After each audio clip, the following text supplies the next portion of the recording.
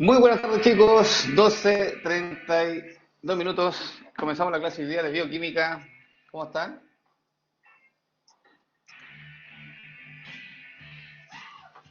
Buenas tardes, señor Lucas. También está Bárbara Figueroa, dice buenas tardes, profe. Millaray dice hola, profe. Félix dice hola. Antonio dice buenas tardes. También está Aranza, dice hola. Joan, perdón, dice hola, profe. Constanza, se me fue. Constanza dice hola. Constanza Polanco también está. Daría Arata dice hola, profe. Valeria Bustamante dice hola, profe. Carolina Ignacio dice hola, profe. Valeria Bustamante dice Ortega dice, ¿viene usted? Bien, también. Grace dice, Oli, profe. Hoy día está tierna la señorita Grace, ¿cierto?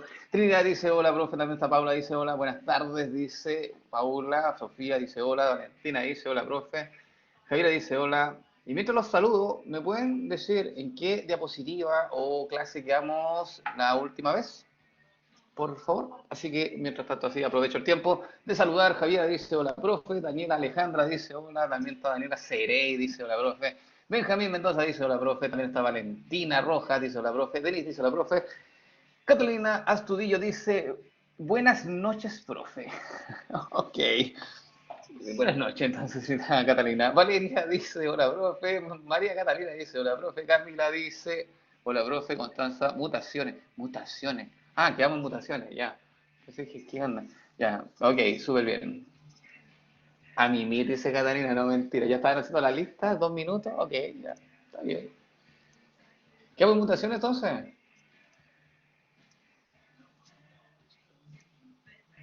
Sí. Valeria se ríe nomás.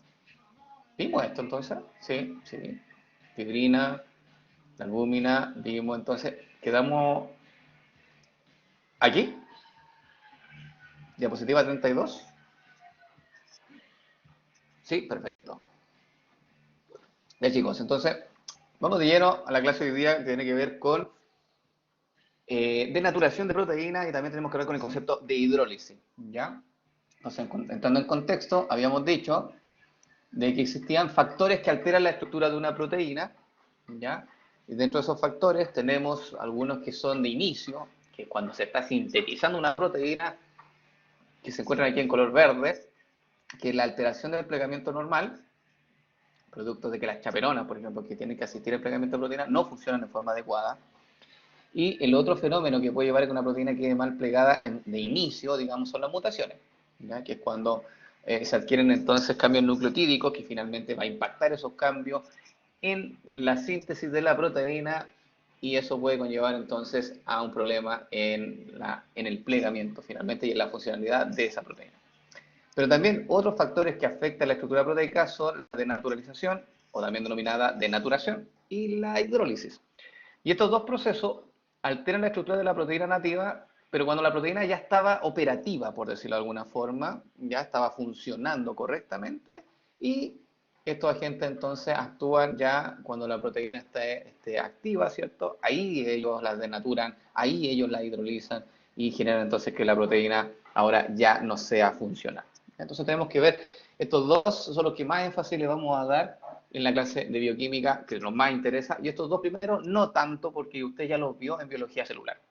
¿Ya? Usted vio la camerona, vio qué sé yo, la calnexina, la calreticulina, por ejemplo, ejemplos de chaperonas que participan a nivel del retículo endoplasmático rugoso, que lo estudió durante el tráfico celular, y por lo tanto eso ya debieran manejarlo más o menos. Y las mutaciones también las vieron, los tipos de mutaciones, ¿cierto? Y de alteraciones, el marco de lectura y obviamente los posibles cambios a nivel de proteína. ¿Ya? Por lo tanto, estos dos son los que probablemente usted no lo haya visto y es lo que le vamos a dar más énfasis en la clase de hoy día. ¿Ya? Ok, entonces, como les digo, estas mutaciones se lo dejo, esto para que usted lo pueda leer cuando tenga tiempo, ¿ya? No es más de lo que hablaron anteriormente en la clase de biología celular, ¿ya? Y es como dato que a usted le puede parecer como interesante. Pero lo que a mí me interesa, y lo que sí, vamos a hacer preguntas en la solemne, es con respecto a los procesos de naturalización de proteína y de hidrólisis. Tiene que usted saber cuáles son las diferencias de estos dos procesos y obviamente en qué consisten. Entonces, vamos con la definición de naturalización.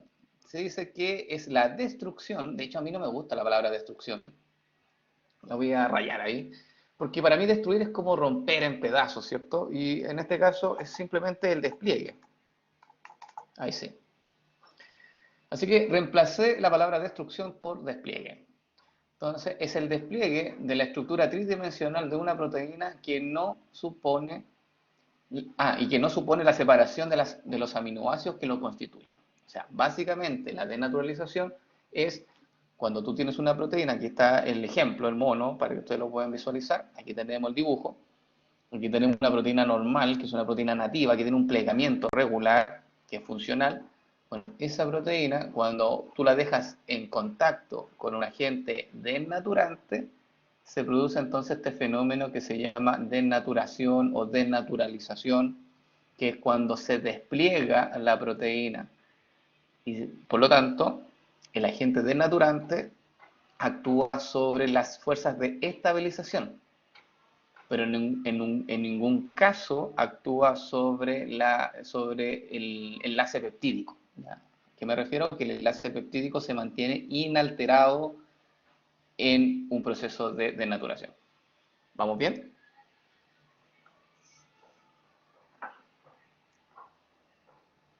¿Sí? Ya.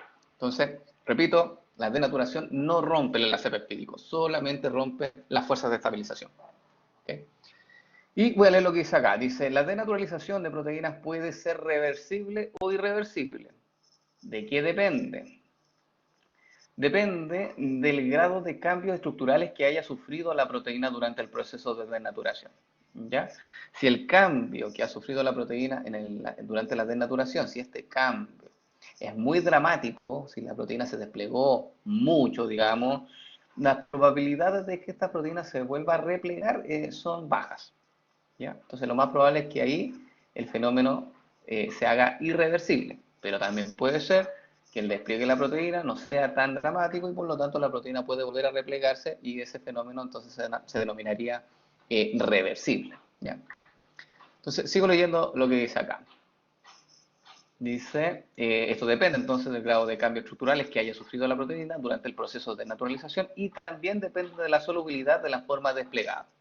También depende del tipo de agente denaturante y de la magnitud del agente denaturante. ¿A qué me refiero con la magnitud? De las veces de cambio que tiene el agente denaturante. Por ejemplo, si se usó como agente denaturante la temperatura, no es lo mismo denaturar una proteína a 50 grados Celsius que denaturar una proteína a 200 grados Celsius. Esa es la magnitud. Se dan cuenta que es muy distinta y obviamente eso también hay que sopesarlo al momento de evaluar si efectivamente la denaturación va a ser un fenómeno reversible o irreversible. ¿Ya? Dice acá, si la denaturalización es reversible, la proteína puede volver a su conformación nativa y por lo tanto puede volver a ser funcional. Obviamente si el agente denaturante es removido, o sea, si tú sacas el agente denaturante. Este proceso opuesto se conoce con el nombre de renaturalización, o sea, esto. Cuando la proteína que estaba desplegada vuelve a plegarse a su forma nativa, ese fenómeno se llama renaturalización.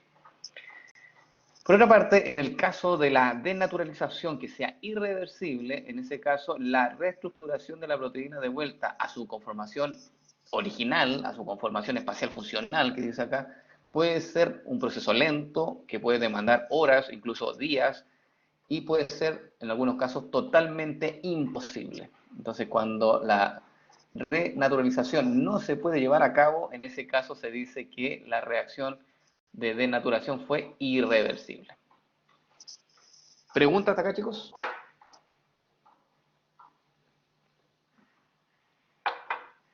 ¿Todo bien? Ya. Entonces, la denaturalización puede ser un fenómeno tanto reversible como irreversible y depende de otros factores que vamos a ver a continuación. Ok, ¿cómo actúan los agentes denaturantes?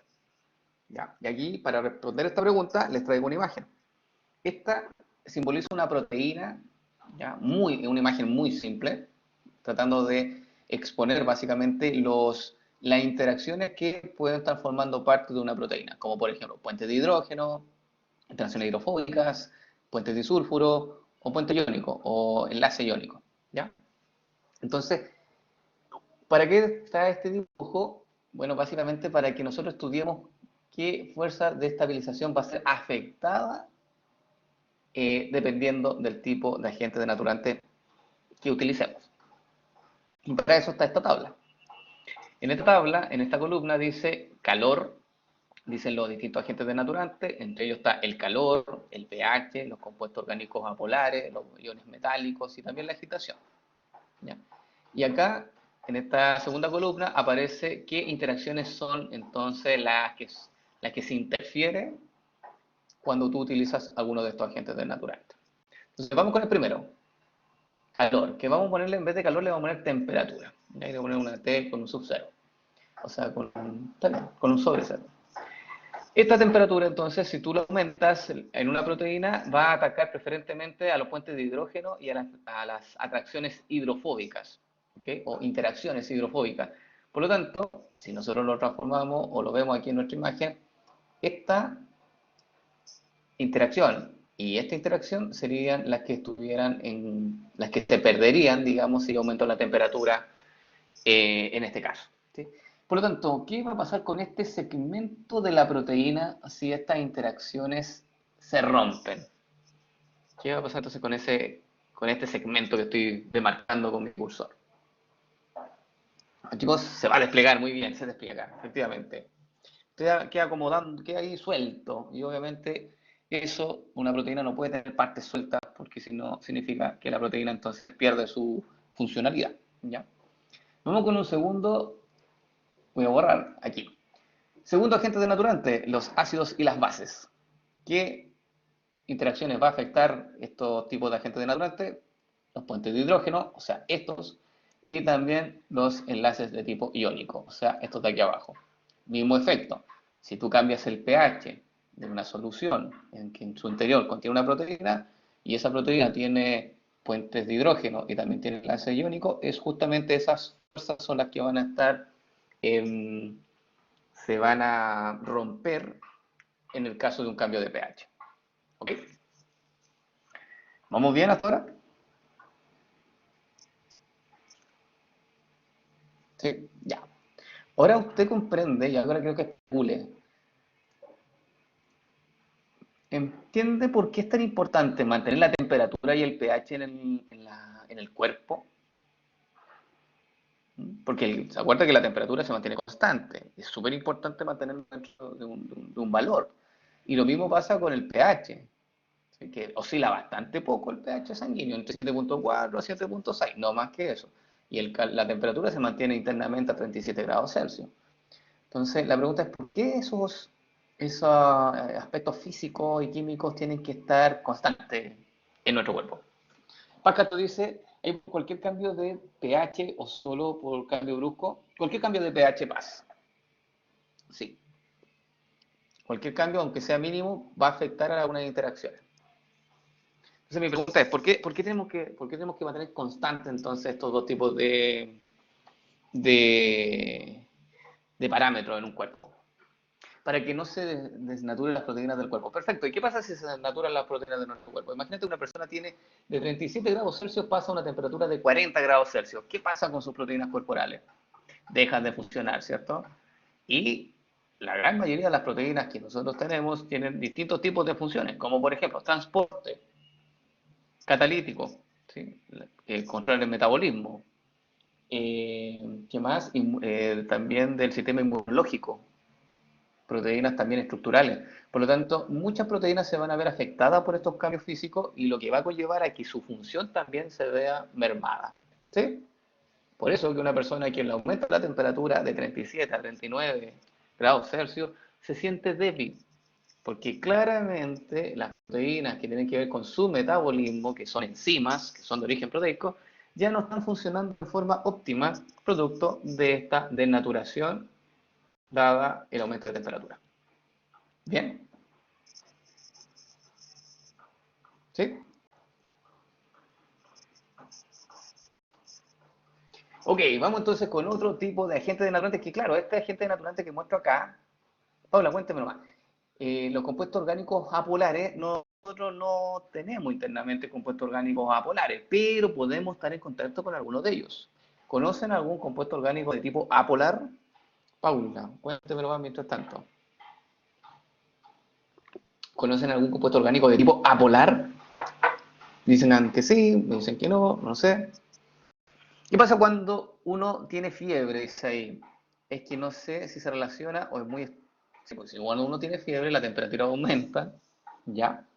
Y eso hace entonces que tus proteínas internas se desplieguen algunas de ellas, ¿cierto? Y eso genera entonces que esas proteínas dejen de funcionar en forma tan eficiente como lo hacían. Y eso puede conllevar un montón de efectos fisiológicos a nivel corporal, desde decaimiento, ¿cierto? También puede ser letargo, sudoración y todos los efectos que uno conlleva, digamos, a ese aumento de temperatura. ¿Ya, Paula? Cristian de Fredo dijo éter, correcto, ahí tenemos un compuesto orgánico apolar. Muy bien, Cristian, ¿ya hay los demás? De hecho, los compuestos orgánicos apolares son aquellos que son bien volátiles y son como con un olor bastante fuerte. E incluso podría decir que a mí a veces me gustan esos olores, como por ejemplo la benzina. La benzina, sí. El alcohol no, Camila, y el metano nunca lo va a bajar en stand-by. El alcohol no, Camila, no es. El alcohol es un compuesto orgánico, pero es polar. De hecho, es súper simple, Camila, entender eso. Me imagino que a usted le gusta, no sé si le gusta, pero han preparado, digamos, alcohol, ¿cierto? Cualquier tipo de alcohol, y lo han mezclado con agua. ¿Se mezclan o no? Sí. ¿Se mezcla o no? ¿Alcohol con agua? Sí. No sé, pues, pisco con Coca-Cola, ya. ¿Lo han mezclado? ¿Se mezclan? Sí, son completamente mezclables, ¿cierto? Pisco con agua, pisagua, dice ahí. Ya, perfecto. Entonces, inmediatamente tú piensas, el alcohol, el etanol, es un compuesto orgánico, pero claro, pero es polar. ¿Por qué? Porque se mezcla con el agua. Mientras que los compuestos orgánicos apolares son aquellos que cuando tú los juntas con el agua no se mezclan. Por ejemplo, tú pones benzina y lo mezclas con agua, no se mezclan. ¿Ya? Por ejemplo, el cloroformo. Y hay uno que utilizan ustedes mucho, que es para sacarse el esmalte de la uña. ¿Cómo se llama ese? Grace dice jamás. ¿Verdad, Grace? Sí, usted come pura fruta nomás, señorita Grace. Acetona, correcto. Y esa acetona es un compuesto orgánico de tipo apolar. Ujú. ¿Y qué es lo que hacen esos tipos de agentes naturales? Rompen la interacción hidrofóbica entre los grupos radicales de los claro, de los aminoácidos que están en las proteínas, ¿cierto? Entonces afectan a este nivel. Por eso es súper importante, chicos, que cuando utilicen un compuesto orgánico de tipo apolar, lo hagan en ambientes aireados, ¿ya? Porque, de hecho, dice el envase ahí, las pinturas, por ejemplo, algunas al óleo, vienen con compuestos de tipo apolares, algunos compuestos químicos, lo mismo pasa con la acetona, la benzina, siempre tiene que ser un ambiente aireado, porque justamente aspirar esos gases llegan a nivel del sistema nervioso central, atraviesan la membrana, la barrera hematoencefálica, llega a nivel de las neuronas y ahí comienza el proceso de denaturación de las proteínas que se encuentran en ese lugar. Lo que puede llevar entonces a algún problema a nivel del sistema nervioso y también a la muerte de neuronas. Así que no se encierre utilizando estos compuestos apolares, son súper tóxicos. Macarena Andrea dice entonces, componentes orgánicos apolares no se encuentran en nuestro organismo, pero sí los podemos, claro, exactamente, exactamente, sí nos podemos ver expuestos, sobre todo cuando uno asiste a un laboratorio, ¿cierto? O si uno existe a una fábrica o una empresa, ahí hay hartos compuestos orgánicos de tipo apolares que tú puedes estar en contacto, ¿sí? Así que cuidado con eso. Los iones metálicos también, uno dice, bueno, los iones metálicos, ¿dónde voy a encontrar un ion metálico? Yo digo, ¿han viajado a San Pedro de Atacama o una zona minera? ¿Han consumido agua de la llave? Dicen que no se puede, ¿ya? ¿Por qué? Porque tiene altas concentraciones justamente de iones metálicos pesados, que son agentes desnaturantes. Entonces, ¿qué se recomienda? El consumo de botella, el consumo de agua embotellada, ahí sí. ¿Sí? Que, ¿Para qué? Para evitar que estos agentes denaturantes, por ejemplo, puedan romper estos puentes de sulfuro y obviamente denaturar su proteína interna. ¿Sí? Así que Grace dice que no había viajado, pucha. Bueno, pero saben que hay regiones mineras que hay como alta cantidad de metales dentro del agua y por lo tanto hay aguas que no se pueden beber. ¿Sí? Otro agente denaturante es la agitación, que este agente denaturante actúa a nivel de los puentes de hidrógeno y también de la interacción hidrofóbica y realizan un estiramiento entonces de la cadena polipeptídica. O sea, voy a borrar acá. Entonces, la agitación rompe los puentes de hidrógeno y también rompe las fuerzas hidrofóbicas de interacción.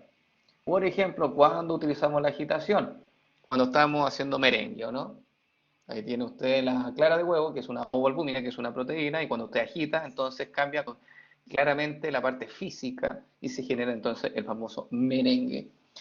Y dato de salud, cuando una persona se les toma muestras de sangre, no hay que agitar muchas veces la muestra, dependiendo obviamente de la terminación que hagas, pero hay veces que no tienes que agitar la muestra, obviamente para no denaturar justamente las proteínas que se encuentran en ese tejido biológico, ya porque la sangre es un tejido.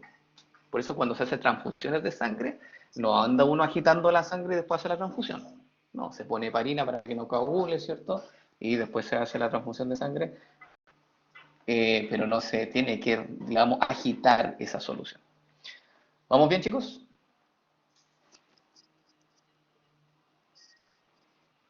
Sí. Sigamos entonces. Pregunta de prueba. El año 2018 hice esta pregunta. No sé si se va a repetir. Lo más probable es que no se repita, pero igual se les traigo a colación para que la analicemos. Mira, antes de responder la pregunta, antes de que ustedes respondan esta pregunta, les voy a explicar cómo leer el gráfico primero. ¿Ya? Entonces aquí se muestra un gráfico a la izquierda, donde dice porcentaje de desplegado en el eje Y y en el eje X dice agente denaturante. ¿Ya? Concentración, de hecho, de agentes denaturantes. Entonces, el porcentaje desplegado que aparece en el eje Y es lo mismo que decir porcentaje de desnaturación, donde 0 es 0% de desnaturación, por lo tanto la proteína está plegadita, está naturada, está nativa. Y obviamente que a medida que voy aumentando las concentraciones de este agente desnaturante, la, la proteína comienza a desplegarse, ¿cierto? Hasta llegar a un 100% de despliegue que se muestra ahí. Y ahí se muestra la proteína entonces que dice proteína desplegada. Entonces, así es como hay que leer este gráfico. ¿Se entendió? ¿Cómo entender el gráfico? ¿Cómo analizar el gráfico? Sí. Ahora, ya que sabe, ahora que me contestan, vamos entonces a la pregunta que se muestra acá a la derecha. Dice porcentaje desplegado y el agente natural en este caso es la temperatura. Y se muestran dos curvas. La azul corresponde a la proteína que se llama, que es una enzima que se llama ribonucleasa A, y la roja corresponde a una proteína que se llama apomiglobina. Entonces la pregunta es, a partir de esta figura, ¿cuál de estas dos proteínas es más resistente a la denaturación?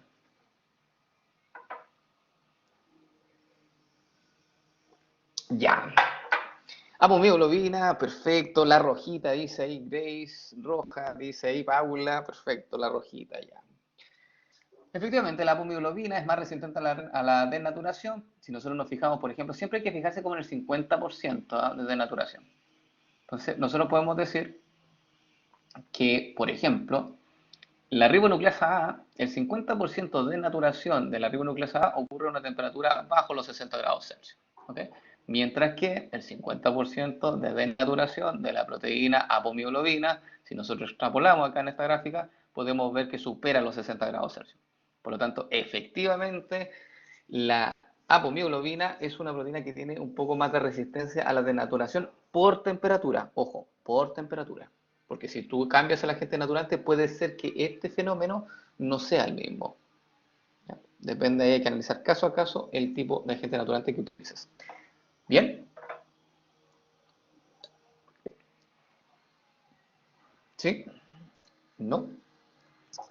Ya. Vamos entonces ahora con el otro proceso que se denomina hidrólisis. Hidrólisis de proteínas. Felipe dice, TM es la temperatura en la que se denatura el 50%. Efectivamente, señor Felipe, la TM es justamente, en este caso, la temperatura, ahí TM, es la temperatura en la cual se denatura el 50% de las proteínas que se encuentran en, el, en solución. ¿Sí? Carla Guzmán dice, profe, ¿y el gráfico de abajo? No, el gráfico de abajo es simplemente te habla de, aquí no puedo hacer ninguna pregunta, pero lo que es importante es que aquí, por ejemplo, la ribonucleasa A, que es la misma que se muestra aquí arriba, ¿sí? La misma curva, eh, también se puede desnaturar, ponte tú, con otros agentes denaturantes. Eso es lo que se muestra, que en este caso es ácido clorhídrico, ya, en una concentración molar, no se muestra la concentración, ahí está, en 2 y más o menos a partir de los 2 molar de ácido clorhídrico empieza entonces el proceso de desnaturación de la proteína, llega a un 50% de desnaturación a un valor de concentración de 3 y algo, infracción, y finalmente la proteína se desnatura al 100% ya a una concentración de 5 molar de ácido clorhídrico. Entonces, podría ser así como un análisis muy rápido de esta figura, pero la de arriba, era como una pregunta mucho más aplicada. ¿Ya, Carla? Vamos entonces ahora con la hidrólisis de proteínas. Mira, aquí tenemos una proteína y el proceso de hidrólisis consiste en la ruptura del enlace peptídico. ¿Okay? Y eso es una hidrólisis. Recuerden que la proteína se forma por la unión de los aminoácidos mediante el enlace peptídico o también denominado enlace amida, y la hidrólisis entonces es un proceso en el cual se rompe esos enlaces peptídicos en forma azarosa o en forma controlada y puede generar entonces aminoácidos libres y también péptidos. ¿Ok? Bueno, ese proceso de hidrólisis es 100% irreversible. ¿Qué quiere decir esto? Que si tú una proteína la hidrolizas, no puedes volver a formar, a pegar, por ejemplo, estos aminoácidos acá para volver a formar la proteína y en su forma original, imposible. ¿Bien, chicos?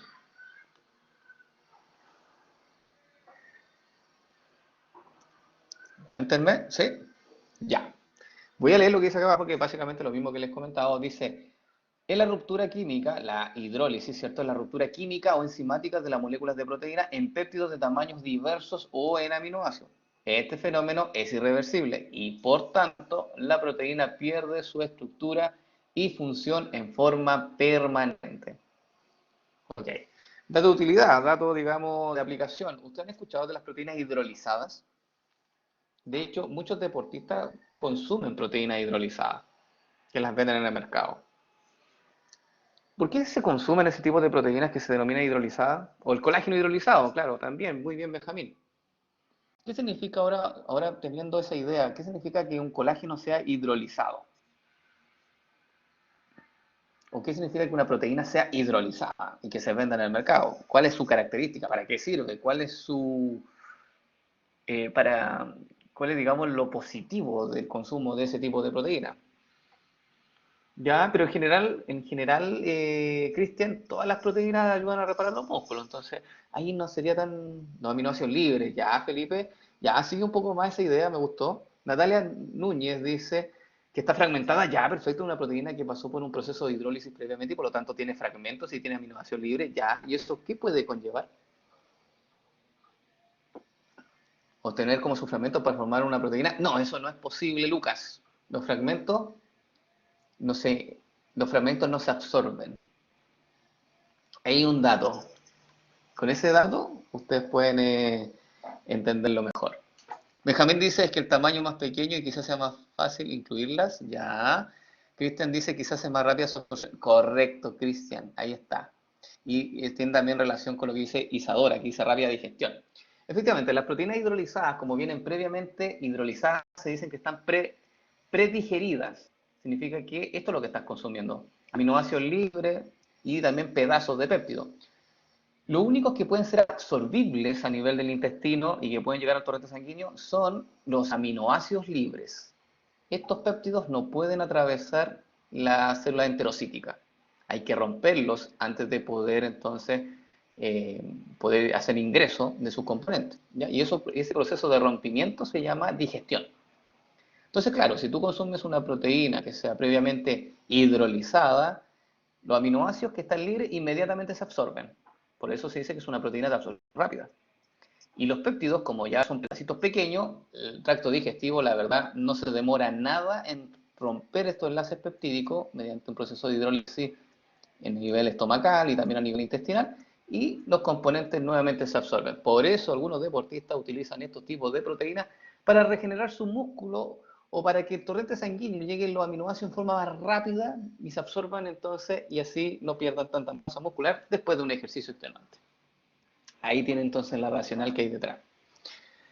Dice acá, Colomba dice, profe, ¿la hidrólisis destruye los enlaces peptídicos? Entonces sí, efectivamente, Colomba rompe el enlace peptídico. ¿Sí? ¿Vamos bien? ¿Se entendió?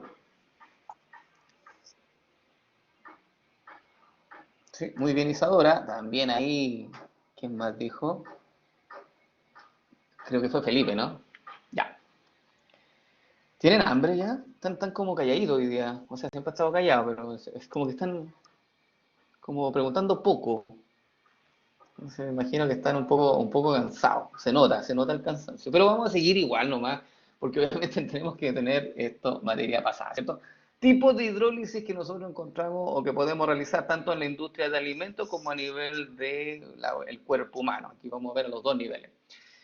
En la industria tú puedes hacer un tipo de hidrólisis que se llama hidrólisis química. ¿Ya? Aquí para las personas, para recordar, recuerde que la hidrólisis es la ruptura del enlace peptídico y se generan fragmentos de una proteína.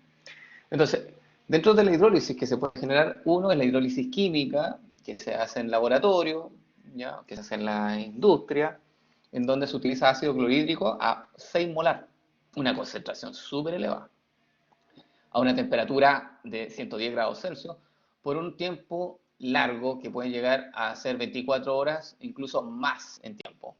Entonces se utiliza una verdadera caldera donde se agrega entonces el ácido clorhídrico y se colocan entonces esas proteínas al interior a esta temperatura en un tiempo determinado y se hacen entonces cortes inespecíficos, o sea, se rompen enlaces peptídicos en forma azarosa, ¿ya? Sin tanto control. ¿Okay?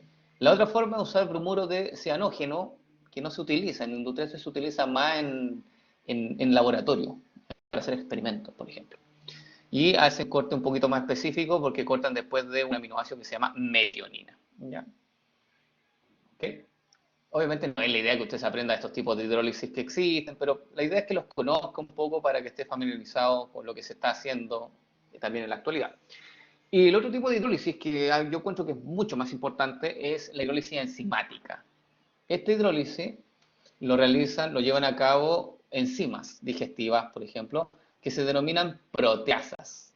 Como su nombre lo dice, las proteasas rompen proteínas, rompen los enlaces peptídicos de las proteínas. Y aquí dice, proteasas que rompen enlaces de secuencia específica de las proteínas. Y ejemplos de proteasas tenemos la pepsina, la tripsina y la quimotripsina. La primera, la pepsina, tú la encuentras a nivel del estómago, a nivel estomacal. Entonces funciona esta enzima, nosotros la producimos y le gusta actuar a pH ácido, por eso actúa a nivel estomacal. Y la tripsina y la quimotripsina, estas dos de acá, son enzimas digestivas que se encuentran en el intestino, o sea, ahí funcionan. Y lo que hacen es básicamente seguir el proceso de rompimiento de las proteínas de la dieta.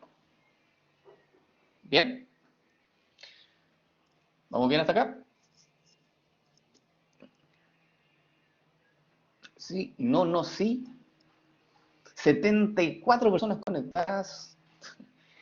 Ya, perfecto. Dice acá, la hidrólisis enzimática ocurre en el aparato digestivo, ¿ya? Y también puede ocurrir dentro de una célula, en organelos específicos, tales como los lisosomas y también tenemos los proteosomas, que eso lo vieron ustedes en biología celular. Hablaron de los lisosomas, que eran básicamente, ahí se encontraban enzimas hidrolíticas al interior, que básicamente pueden ser también proteínas eh, como las proteasas, como estas enzimas que rompen proteínas. ¿Ok?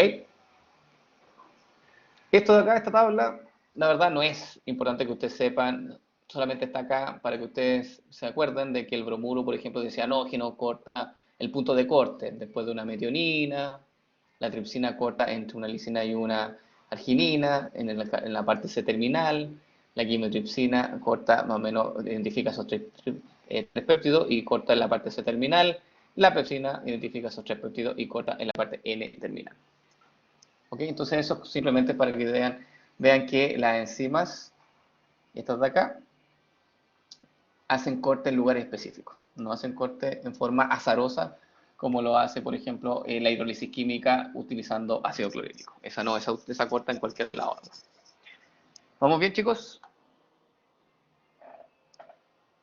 Daniela, ahí tengo una pregunta. Dice, ¿es necesario desnaturalizar una proteína antes de hidrolizarla? Buena pregunta, Daniela. Depende. ¿En qué nivel? ¿En nivel de industria o nivel fisiológico organismo? Porque la respuesta puede ser diversa. ¿Qué te interesa más? ¿En la industria? Ya.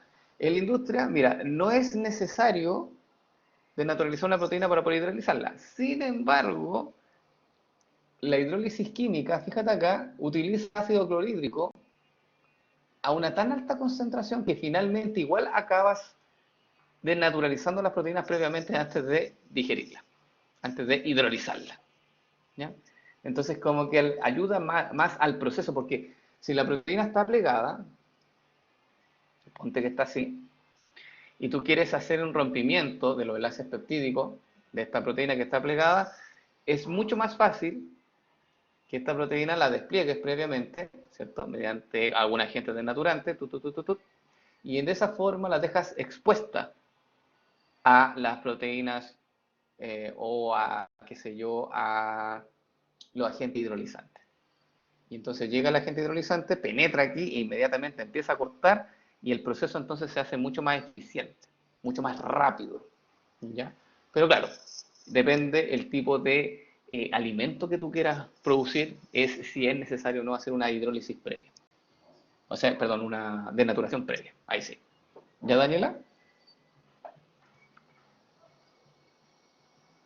¿Más preguntas, chicos?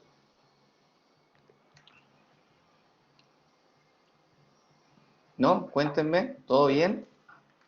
Despierten, por favor. Si sé que estas clases nos matan a nosotros, pero no importa. Y después tenemos otro módulo. ¿Sí? Así que los quiero con ánimo todavía. Ya. Vamos a cambiar de tema entonces y ahora vamos a hablar de, muy simple, algo que tiene que ver con esto que se llaman proteínas conjugadas. Que básicamente vamos a retomar algunas cosas que ya hemos hablado durante las clases anteriores. Las proteínas conjugadas son consideradas estas proteínas que necesitan de un grupo prostético para poder funcionar. ¿Ya? Que este grupo prostético nosotros le podemos poner el nombre de accesorio. Antes de seguir con esto, voy a leer lo que dice Macarena. Dice, ¿cuál es más efectiva? ¿A qué se refiere Alfredo con cuál es más efectiva? Se me fue la idea de lo que estábamos hablando. ¿De cuál de la hidrólisis es más efectiva? Mm. En el caso de la industria, obviamente la del ácido clorhídrico. Mucho más efectiva, inespecífica, sin embargo, rompe las proteínas que tú necesitas. ¿Ya? Pero en el caso del organismo, obviamente no puedes hacer una hidrólisis en ácido clorhídrico a tan alta concentración, porque obviamente tu cuerpo no lo soporta. Entonces, en ese caso, ahí la enzima hidrolítica. Entonces, depende del contexto, digamos, de qué estamos hablando, si es de la industria o a nivel de un organismo. ¿Ya? Macarena Andrea dice, profe, no escuché la respuesta a la pregunta de Daniela. ¿Puedes repetirlo rápido, por favor? Daniela, ¿y cuál fue la pregunta que hizo Daniela? ¿Es necesario denaturalizar la proteína? Ya, no es necesario, esa es la respuesta, no es necesario denaturalizar, pero si tú denaturalizas previamente, el proceso de hidrólisis puede hacerse un poco más, mucho más eficiente. ¿Ya? Entonces, si la pregunta es si es eficiente o no, o sea, perdón, si es necesario o no, la respuesta es no, no siempre es necesario, pero da la característica de que si tú lo haces una denaturación previa, la hidrólisis ocurre más fácil. Felipe dice, no siempre es necesario, pero denaturalizarla ayuda a la hidrólisis. Y ahí está, lo mismo que acabo de decir, lo dice Felipe. Gracias, Felipe. Vamos entonces acá, dice, algunas proteínas requieren entonces la adición de un grupo no proteico para llevar a cabo su función. Esas proteínas necesitan entonces de un accesorio para poder llevar a cabo su función en forma correcta, se denominan proteínas conjugadas. ¿Ya? Hay proteínas que solamente la parte proteica no sirve solamente para hacer la función y requieren de un grupo extra, que es un grupo orgánico, para poder entonces llevar a cabo la función de forma eficiente, y ese grupo orgánico se llama grupo prostético. ¿Ya? Dado un ejemplo muy simple, podríamos decir, porque yo le pongo el nombre de accesorio, porque imagínate que yo tengo, no sé, estudiantes en una sala en forma presencial. Ujú.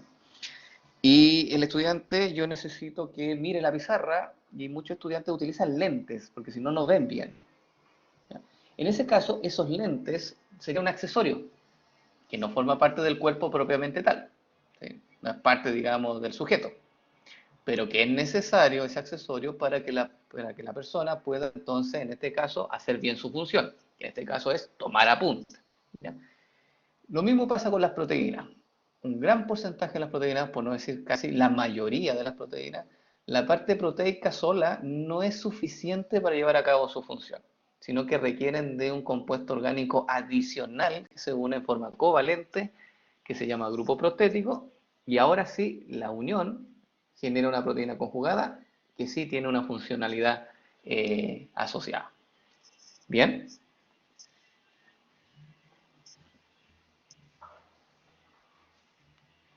¿Sí?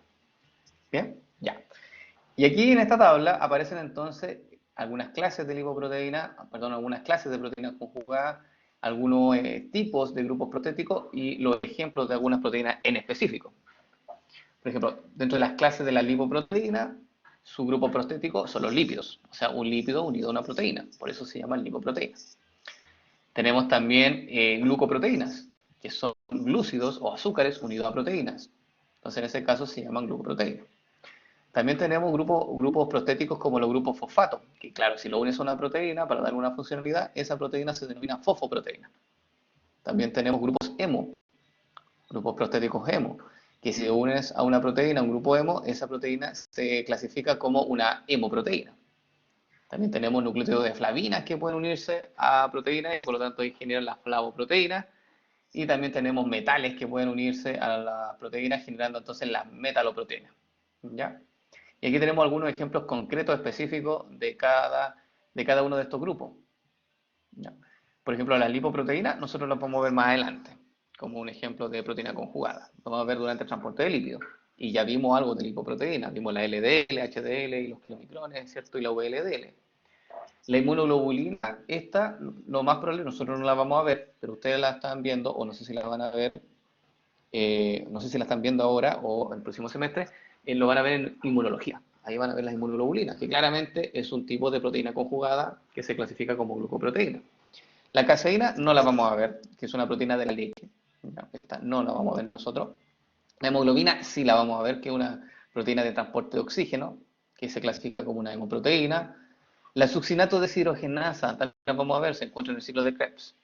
Así que ahí va a aparecer esta proteína, esta enzima, que es una flavoproteína. La ferritina y la carmotulina, probablemente algo de esto vieron, y si no, lo van a ver en fisiología, ¿ya? Que esos son clasificados como metaloproteínas. Por lo tanto, existe un conjunto de proteínas de nuestro cuerpo que son proteínas de tipo conjugada. ¿Vamos bien?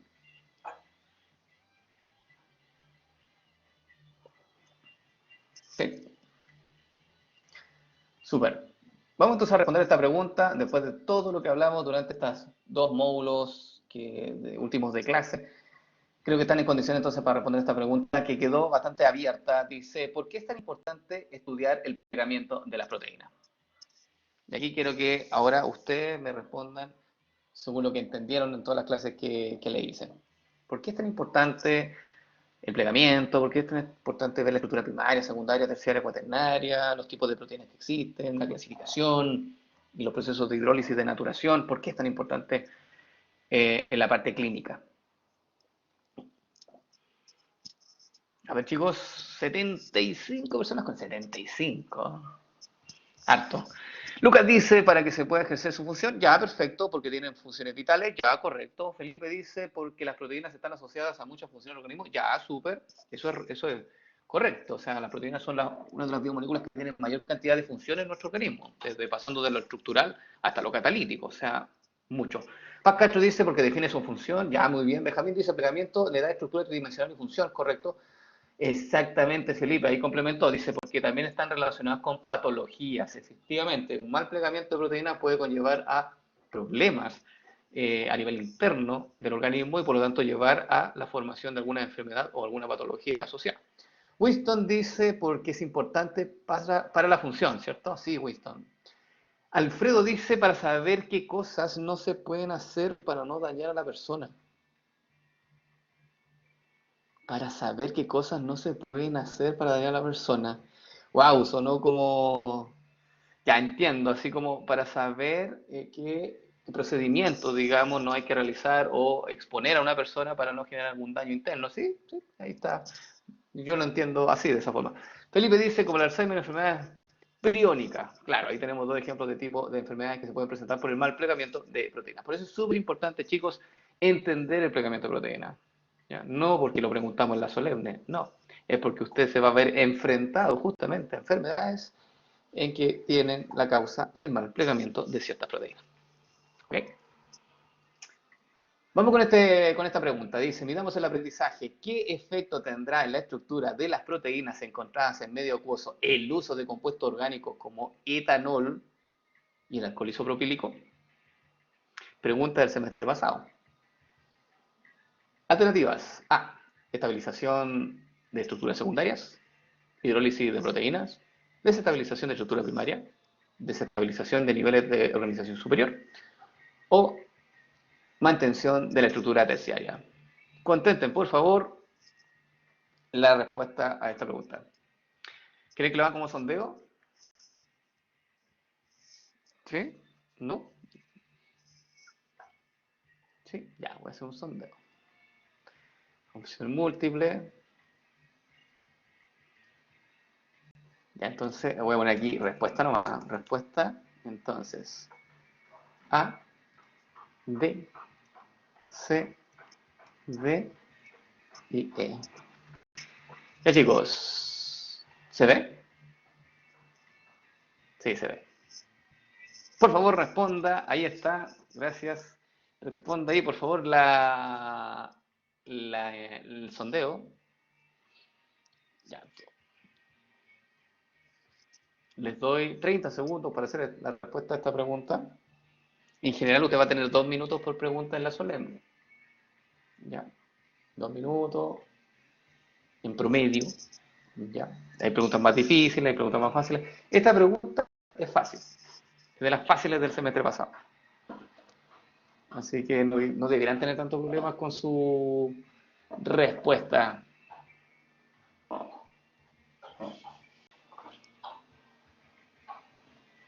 Ya todavía faltan 34 personas 32 personas que voten. 32 personas, más, como un poco menos como el 40 y tanto por ciento todavía falta que voten. A ver, dónde está ese porcentaje? Ya, ahora 28 personas, 26 personas faltan, 25, 24. Ya, tiempo, 21 personas, ya. Finalizar sondeo, mostrar respuestas. Ya, ok. 25 personas entonces votaron por la alternativa D, que efectivamente es la respuesta correcta. Dice acá, si tú dejas una proteína con agentes desnaturantes, porque el etanol y el alcohol isopropílico son agentes desnaturantes, por si acaso. Entonces, claramente vas a desestabilizar los niveles de estructura de organización superior. O sea, lo que te está diciendo acá es que básicamente la proteína se va a desplegar. Así que eso es correcto. Ahora, no hay personas que votaron la E, que no fueron menos, no fueron menores, fueron 13 personas. Mantención de la estructura terciaria, no. El alcohol y el alcohol isopropílico, como son agentes desnaturantes, pueden romper estructuras cuaternarias, terciarias, incluso secundarias. ¿Ya? Y me refiero a romper solamente de las fuerzas de estabilización, recuerden eso. ¿Qué más? Dice acá, la B también tuvo 9 votos, dice hidrólisis de proteína ya. Nuevamente, el etanol y el alcohol isopropílico no son agentes hidrolizantes, no los mencionamos como agentes hidrolizantes, son agentes desnaturantes. ¿Ya? De hecho, ¿por qué usamos alcohol, etanol en las manos cada vez que asistimos a un lugar? ¿Se lo han preguntado? Por eso está esta pregunta. ¿Por el pH? No, no tiene que ver con el pH.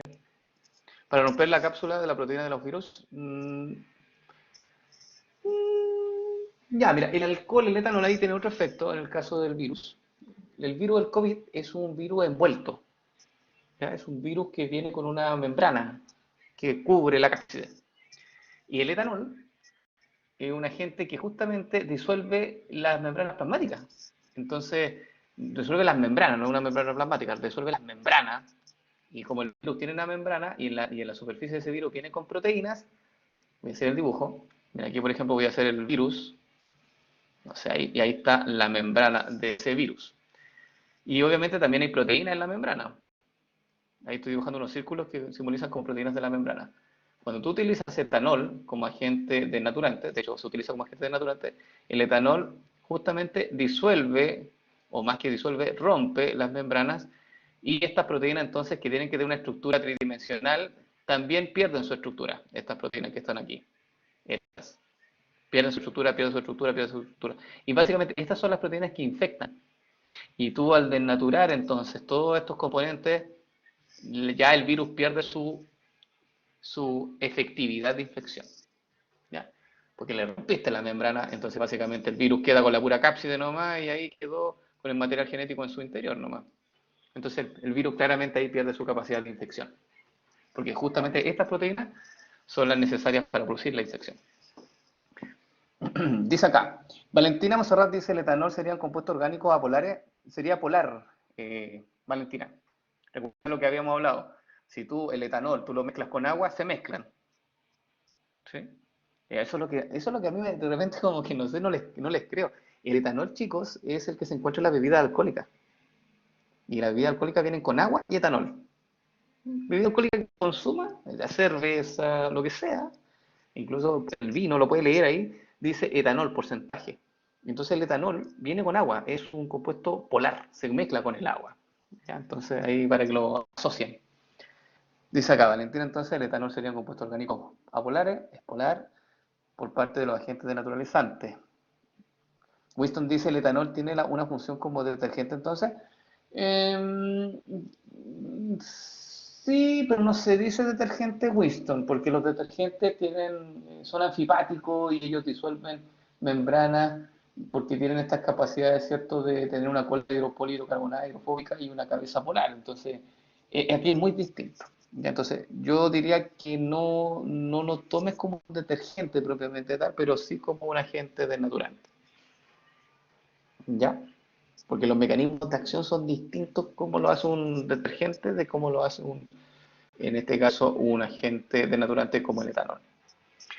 Bien, obviamente que si tú utilizas detergente, también disuelve las membranas de los virus, obviamente, y te estás cuidando de la mejor forma. ¿Sí? Así que ambos procesos, digamos, sirven. ¿Quedó claro, chicos?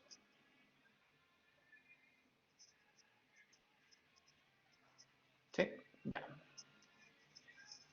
Poniendo en práctica entonces todo lo que está aprendiendo en bioquímica en lo que se hace en la actualidad. Vamos con nuestra sesión número 7. ¿Sí? Vamos de lleno. ¿Tienen más preguntas de la sesión 6?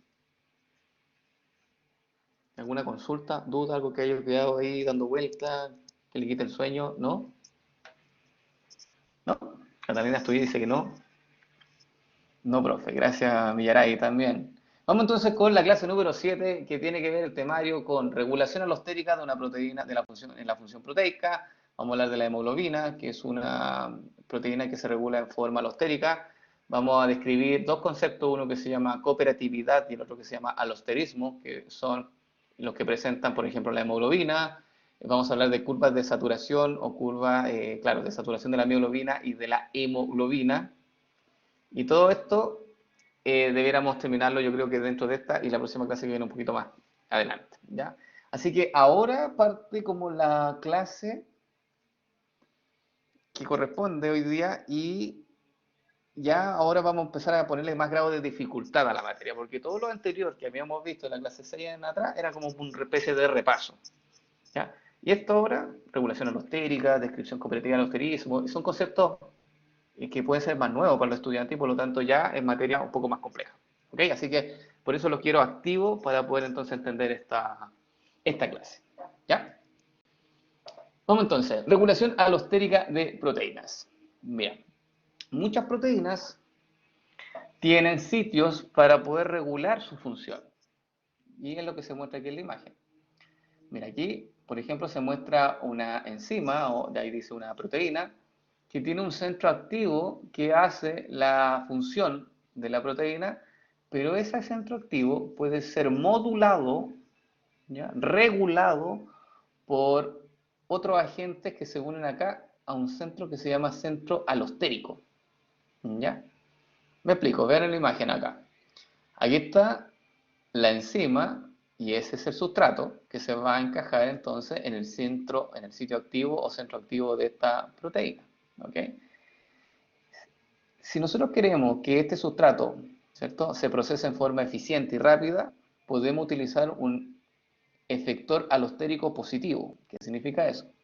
Que este efector alostérico se puede unir a este sitio, que se llama sitio alostérico o centro alostérico, se une y eso hace un cambio conformacional en la proteína que hace que el sustrato ahora pueda encajar en forma más eficiente en este centro activo, como se muestra aquí en pantalla. Fíjate, aquí está el efector alostérico positivo, aquí está el sustrato que encajó ahora en forma mejor, digamos, en mejor forma en este centro activo y por lo tanto la enzima puede llevar a cabo un proceso de catálisis más eficiente y se dice que la actividad subió de 2 estrellas a 3 estrellas, producto de esta unión de este efector alostérico. ¿Ok? Eso se llama entonces efector alostérico positivo, porque estimula básicamente la función de la enzima o la función de una proteína. Pero también tenemos efectores alostéricos negativos, como por ejemplo que se muestra aquí en pantalla, que cuando se une al centro regulador o al centro alostérico, como aparece ahí, se une ahí, produce un cambio conformacional a nivel del sitio funcional que bloquea muchas veces la entrada del sustrato o la entrada del ligando a este sitio. Y eso genera entonces que la actividad de esta proteína disminuya. Por eso pasó de 2 estrellas a 1 estrella. Entonces, este tipo de regulación que aparece aquí en pantalla se denomina regulación alostérica. Es cuando un agente externo se une a la proteína y hace que la proteína tenga o mayor actividad o menor actividad. ¿Se entendió? ¿Sí? ¿Consulta hasta ahora? ¿Súper? Ya. Perfecto. Ya dice, Winston dice, los reguladores externos le da la actividad, entonces, no sé si le da la actividad, sino que regulan la actividad. ¿Ya? Porque puede ser que la enzima, y sin ningún regulador, puede que tenga una actividad media, ponte tú. Y claro, el regulador positivo potenció la enzima para que su actividad fuera mayor. ¿Ya? Y un efector negativo puede ser que se una a la enzima para dar una menor actividad. Entonces me gusta más decirle la palabra regula. ¿Ya? Regula la actividad. ¿Ya? ¿Ya, Winston? ¿Por qué tipo de agentes externos dice ahí? Agentes externos me refiero, no agentes externos así como que están fuera del cuerpo. ¿Ya? Me refiero que estos agentes no son parte propiamente tal de la proteína, sino que están dando vueltas, ¿cierto?, en una célula. Esta proteína puede estar en una célula o en el torrente sanguíneo, y ahí justamente en ese sector, dando vueltas, van a estar estos efectores, tanto los efectores negativos como los efectores positivos. ¿Ya? Y dependiendo obviamente de la concentración de estos efectores, es la probabilidad de unión.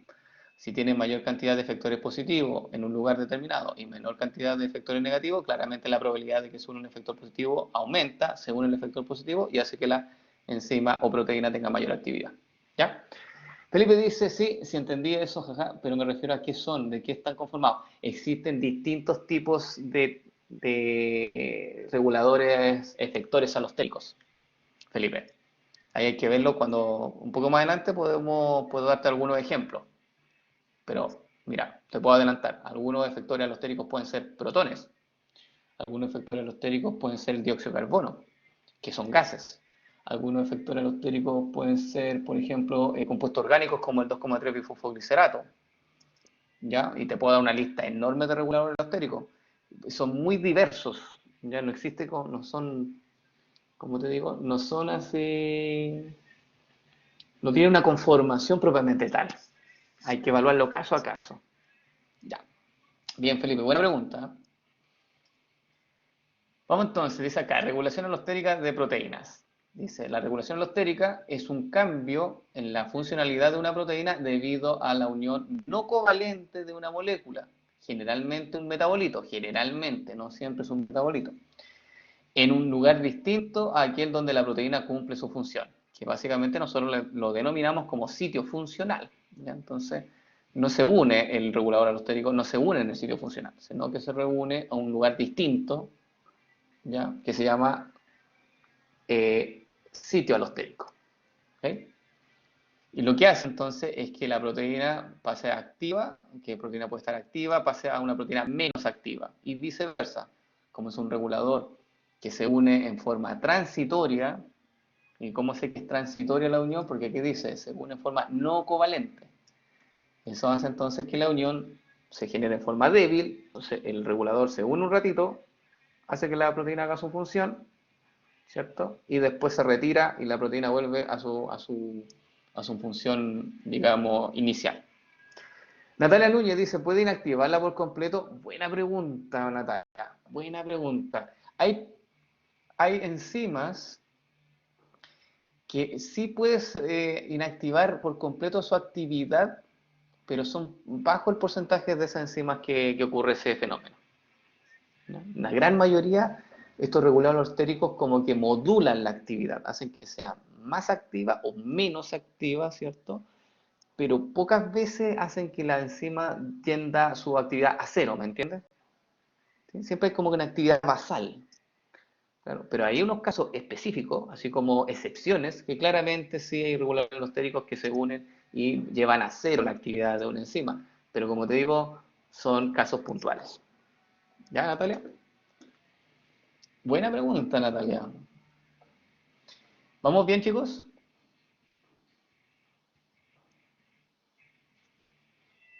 Sí.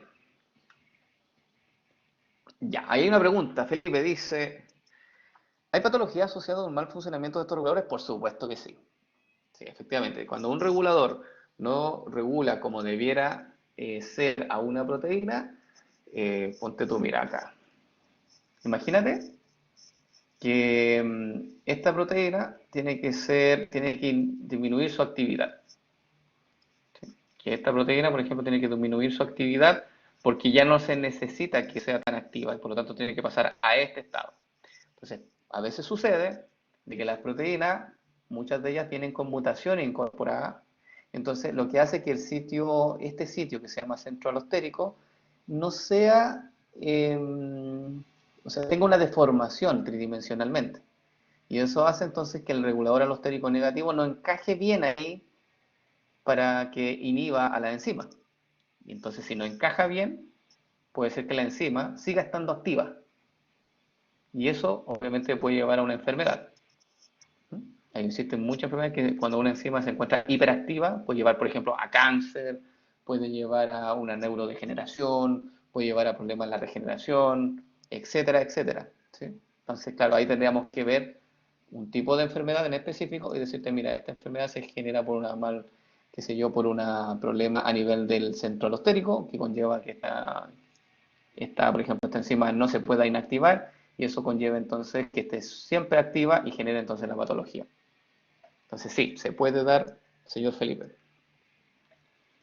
Macarena dice, ¿y es posible corregir ese mal funcionamiento?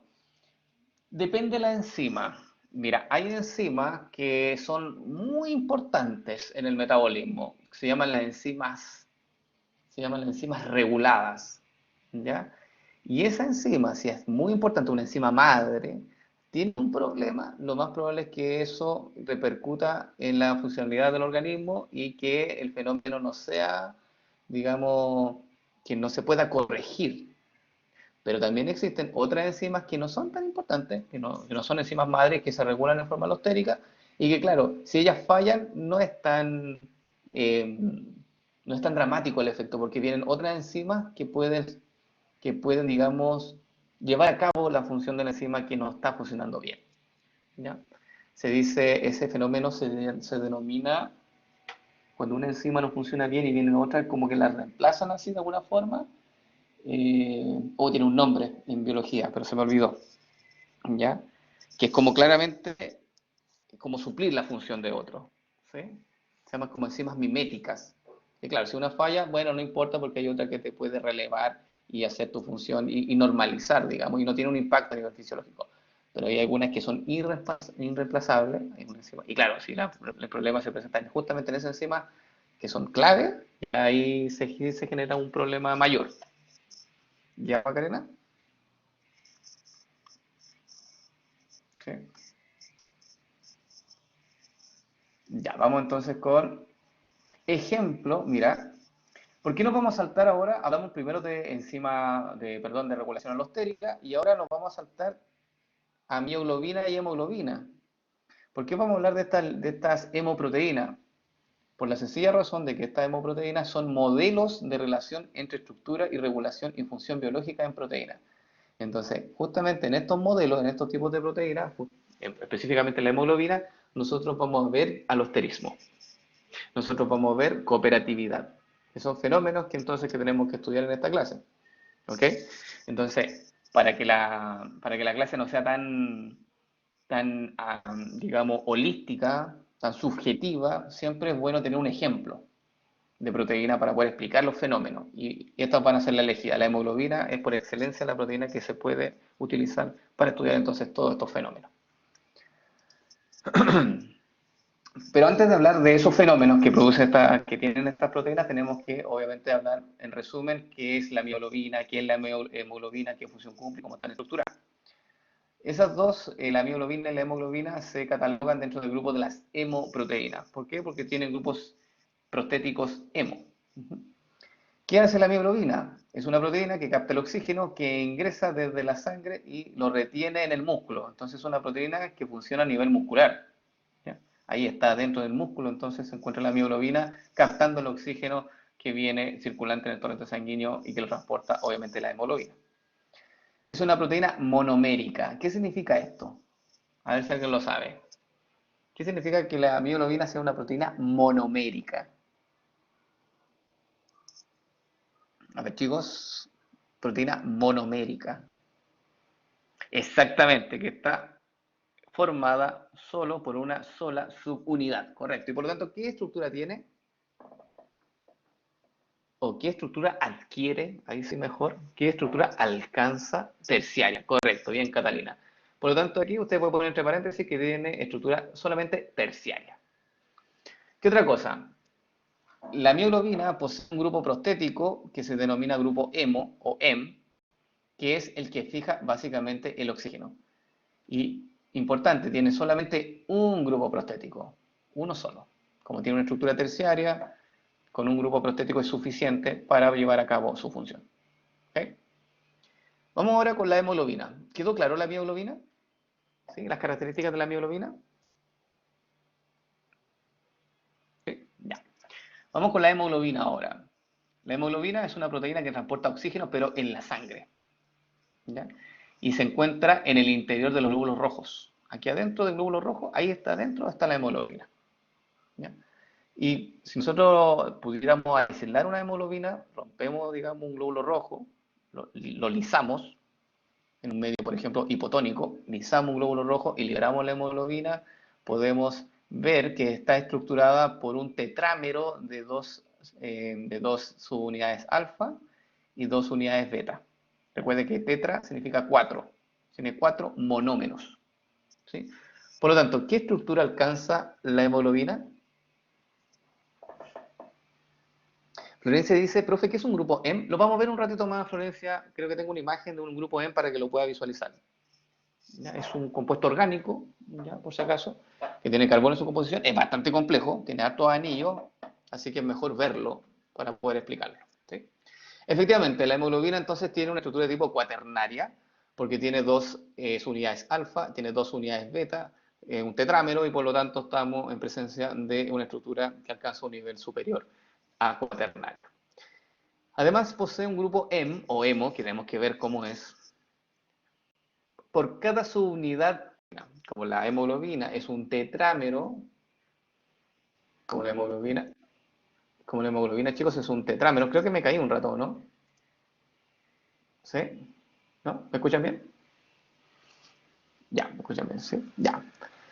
Ok, entonces, como la hemoglobina es un tetrámero, cada monómero, cada subunidad tiene un grupo hemo asociado. Eso implica entonces que esta proteína va a tener 4 grupos hemo, uno en cada subunidad. ¿Mm? ¿Se entendió eso? Sí, ya. Entonces, resumen, la mioglobina, estructura terciaria, un grupo hemo nomás fijado. La hemoglobina tiene estructura cuaternaria y tiene 4 grupos hemo porque están conformados por 4 subunidades. Ya, Macarena Andrea dice, profe, ¿monómero es sinónimo de subunidad? Sí, correcto. Monómero es sinónimo de subunidad y eso lo pueden encontrar en los libros también. Sí. Ay, Denise dice ahí, profe, que era un glóbulo, que un GR, claro, un glóbulo rojo. Sí, por eso salía ahí los globulitos rojos. No, perdón, Denise, no había leído su pregunta. Entonces, para que se lo puedan imaginar, aquí está la información. Aquí hay una mioglobina, aquí hay una hemoglobina. ¿Se dan cuenta de la diferencia de tamaño? Lo primero, la hemoglobina es grande en tamaño, es una proteína de estructura cuaternaria, tiene 4 grupos prostéticos. Mira, ahí hay un grupo prostético hemo que está en rojo, que es como esa mallita que se ve ahí. ¿Ya? Eso rojo es el grupo hemo, el grupo prostético. Por lo tanto, tiene 4 grupos prostéticos. Y justamente es ahí, en el grupo prostético, donde se une el átomo de oxígeno, que es esta esfera que se ve de color como...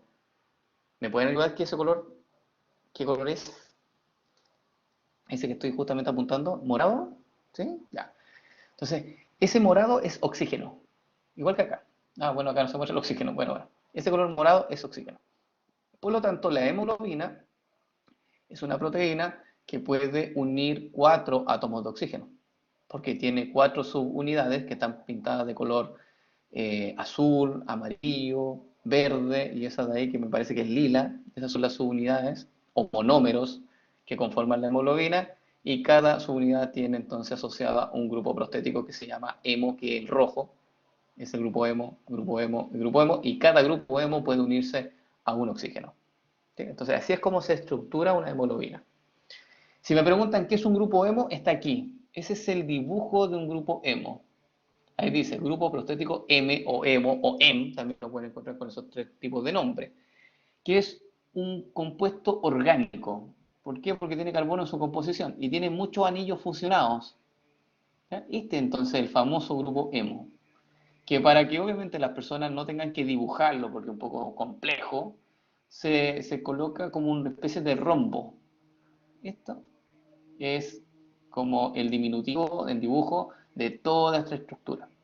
Y justamente al centro del grupo hemo tiene un átomo de hierro, y ahí está como Fe, ¿ya? Un átomo de hierro. Y a ese átomo de hierro es el que se une al oxígeno. Así entonces ocurre la unión del oxígeno a un grupo hemo. ¿Ya? ¿Se ve? ¿Se entiende? Ahí está el oxígeno unido al hierro, y el hierro forma parte de este grupo prostético que se llama grupo hemo. Ya. Y ahora entonces le hago una pregunta. Se dice que las personas que consumen bajas cantidades de hierro pueden tener anemia alimentaria. ¿Por qué?